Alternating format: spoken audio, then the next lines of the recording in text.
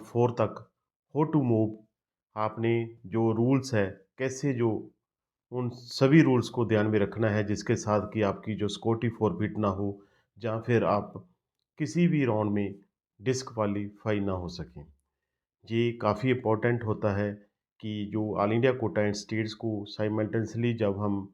Counselling में जाते हैं, तो काफ़ी ज़्यादा स्टूडेंट्स पज़ल हो जाते हैं। जैसे-जैसे आगे मूव करते हैं और जो राउंड है वो टफ़ हो जाते हैं और कंडीशंस भी काफ़ी ज़्यादा वो रूल्स एंड कंडीशंस जो काफ़ी टफ़ हो जाती है।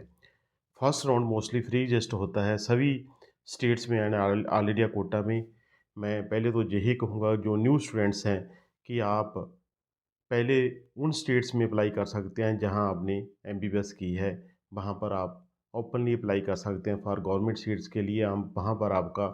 जो भी कैटेगरी है उसका बेनिफिट ले सकते हैं। और मिनॉरिटी जो कैंडिडेट्स हैं वो सभी जो ऑल इंडिया ओपन स्टेट्स हैं वहाँ पर भी मिनॉरिटी का बेनिफिट ले सकते हैं, परंतु जो ऑल इंडिया ओपन स्टेट्स है वहाँ पर आपको रिजर्वेशन का कोई भी बेनिफिट नहीं मिलेगा, इस बात का ध्यान रखना। और ऑल इंडिया ओपन स्टेट्स में आप एनआरआई सीट भी ले सकते हैं। महाराष्ट्र जो कि क्लोज स्टेट है वहाँ पर भी आप एनआरआई सीट के लिए अप्लाई कर सकते हैं। ये काफ़ी जो फैक्टर्स है आपने ध्यान में रखने हैं। उसके साथ जैसे मोस्टली हर स्टेट का जो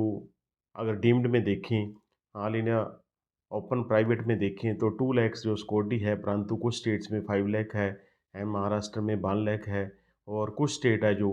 फर्स्ट राउंड में जो फीस सिक्योरिटी फिल नहीं कराते, जैसे हरियाणा में नहीं है, हिमाचल में नहीं है, पंजाब में नहीं है। कुछ और स्टेट्स हैं जहाँ पर जो फर्स्ट राउंड में वो सिक्योरिटी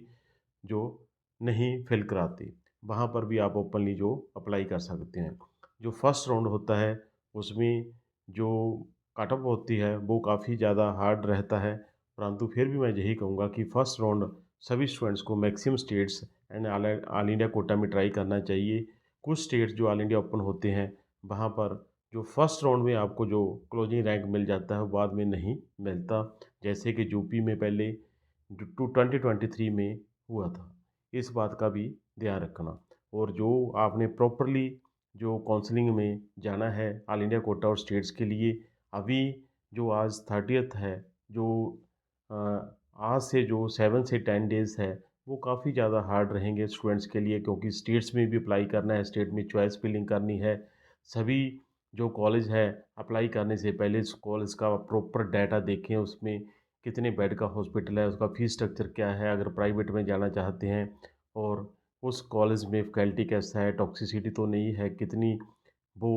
आपको कितना स्टाइपेंड देते हैं, उसमें कोई हिडन चार्जेस जैसे हॉस्टल चार्ज और मेस चार्ज कितनी है। ये सभी बातें काफ़ी ध्यान में रखनी है, लोकेशन कहाँ है और कॉलेज की क्या पोजीशन है। ये सभी फैक्टर्स आप ध्यान में रखेंगे तो फिर आपका जो आपको सिलेक्शन अलॉटमेंट होगी उसमें आप ज्वाइन करेंगे, खुशी-खुशी ज्वाइन करेंगे। अदरवाइज़ वो जो आपको अलॉटमेंट होगी वो आपको आगे जो इन फ्यूचर राउंड होंगे उनमें आपको काफ़ी प्रॉब्लम आएगी, क्योंकि आप अगर आपको अलॉटमेंट हो जाती है तो राउंड 4 में मूव करना काफ़ी मुश्किल हो जाएगा। सबसे पहले मैं यही कहूँगा कि राउंड 1 जो ऑल इंडिया कोटा की बात कर रहा हूँ, राउंड 1 फ्री एग्जिस्ट होता है। अगर आपको राउंड 1 में सीट मिलती है तो आप जॉइन भी कर सकते हैं, और जो अगर विलिंगनेस देकर आप राउंड 2 में मूव कर सकते हैं। उसी तरह राउंड 2 से विलिंगनेस देके स्टूडेंट्स हैं जो राउंड 3 में जो अपग्रेडेशन ले सकते हैं। परंतु जो राउंड 4 के जो रूल्स होते हैं वो वहाँ पर सभी जो डाटा है जो एमसीसी स्टेट्स के साथ शेयर करता है, स्टेट्स जो ऑल इंडिया कोटा के साथ शेयर करते हैं डाटा आपस में, वो राउंड 4 में अगर आपको राउंड 3 तक सीट मिल जाती है किसी भी स्टेट में या ऑल इंडिया कोटा में, अगर आप ज्वाइन करते हैं या फिर आपको सिर्फ अलॉटमेंट होती है, उससे जो राउंड 4 में जाना काफ़ी ज़्यादा मुश्किल हो जाता है। इसलिए मैं यही कहूँगा, अगर आप राउंड 4 में जाना चाहते हैं तो राउंड फर्स्ट से आप ऐसे कॉलेज मत फिल कीजिए जिसे आपने लेना नहीं है, क्योंकि अगर आपको मिल गया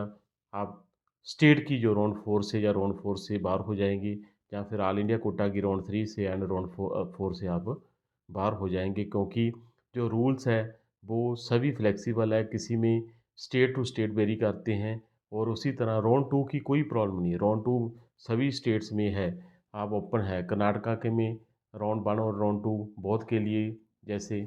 काउंसलिंग होती है, चॉइस फिलिंग होती है, उसी तरह जैसे बिहार में राउंड 1 और राउंड 2 के लिए जो आज बिहार का जो शेड्यूल आया है उसमें भी राउंड 1 और राउंड 2 के लिए लिखा है। परंतु जब आप राउंड 1 के बाद जब आप कोई भी स्टेट अप्लाई करते हैं या ऑल इंडिया को अप्लाई करते हैं, अगर प्राइवेट में देखें तो वहाँ पर अगर आप कोई भी गलती करते हैं तो आपकी जो सिक्योरिटी है, अगर आपको सीट मिल गई, आपने ज्वाइन किया, जहाँ ज्वाइन करके छोड़ दिया, वहाँ आपकी सिक्योरिटी फॉरफिट हो जाएगी। First round free register all India quota की बात करूँ, सेकंड राउंड में आप अपग्रेडेशन ले सकते हैं और सेकंड राउंड में फर्स्ट राउंड के बाद कहीं भी आपको सीट मिली, आपने ज्वाइन नहीं की, तो आपकी सिक्योरिटी फॉरफिट हो जाएगी। अगर आपने सीट ज्वाइन करके छोड़ दी, तो भी सिक्योरिटी फॉरफिट हो जाएगी और राउंड 3 में आप ज्वाइन करने के बाद सीट छोड़ नहीं सकते। अगर छोड़ दी, तो सभी स्टेट्स और ऑल इंडिया कोटा की जो सीट्स के लिए आप डिस्क्वालीफाई हो जाएँगे, आप ज्वाइन आगे मूव नहीं कर सकते। राउंड 3 की जो सीट है, आप ज्वाइन करने के बाद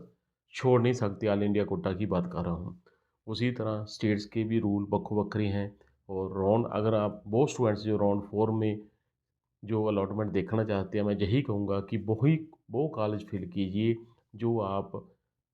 एक्चुअल में लेना चाहते हैं। ऐसा नहीं है कि आपने नॉन क्लिनिकल डाल दिया, आपने डीम्ड डिप्लोमा डाल दिया, बाद में आप जो राउंड 4 के लिए डिस्क्वालीफाई हो जाएंगे। और वो स्टूडेंट्स जो एनआरआई में जाना चाहते हैं, मैं उनको भी यही कहूँगा कि एनआरआई की जो फ़ीस स्ट्रक्चर है, जो उनका प्रॉपर सिस्टम है, जैसे प्रोटी 1 को एज़ दिस ईयर काफ़ी ज़्यादा बेनिफिट है। जो प्रोटी 1 कैंडिडेट्स हैं, जो सेल्फ एनआरआई हैं या एनआरआई उनके पेरेंट्स हैं, उन्हें कोई चिंता की बात नहीं, उन्हें मिनिमम फ़ीस में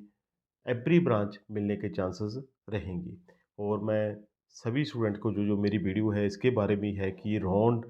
how to move from round 1 से राउंड 4 कैसे मूव करना है, क्या रूल्स हैं, क्या हमने फॉलो करना है, क्या शुरू से ही हमने ध्यान में रखना है कि हम कोई ऐसा कोई स्टेप ना लें जिससे हम राउंड 4 में या राउंड 3 के लिए डिस्क्वालीफाई हो जाएं। उसी तरह महाराष्ट्र या और स्टेट्स के रूल है, जिन स्टेट्स में आप अप्लाई करना चाहते हैं उन स्टेट्स का जो प्रॉपर इन्फॉर्मेशन बुलेटिन अच्छी तरह रीड कीजिए, उनका जो कॉन्स्टिट्यूशन शेड्यूल में जो रूल्स हैं उसे अच्छी तरह रीड कीजिए, फिर आपको कोई प्रॉब्लम नहीं आएगी। जो आप सिक्योरिटी डिपॉजिट कराएंगे वो काउंसलिंग प्रोसेस ख़त्म होने से 2 मंथ्स मिनिमम, मैक्सिमम 6 मंथ्स लग सकते हैं। इसलिए आपके पास प्रॉपर जो एक्सपेंडिचर होना चाहिए, कितनी स्टेट्स में अप्लाई कर रहे हैं, कहीं ऐसा भी हो सकता है कि आपकी फ़ीस आपने पे कर दी और बाद में आपने वहाँ पर वो सीट है छोड़ दी सिक्योरिटी फॉरफिट करके, परंतु फ़ीस अभी आपको मिली नहीं वापस, आपने अदर स्टेट में जाना है, इसलिए भी फंड्स आपको प्रिपेयर रखने पड़ते हैं। मैं किसी भी स्टूडेंट्स को मेरी काउंसलिंग की ज़रूरत हो मुझे कॉल करना, अदरवाइज़ जो भी व्हाट्सएप करता है मैं सभी का रिप्लाई देता हूँ, परंतु मैं यही कहूँगा कि दिस जो टाइम है ये कुछ डेज़ का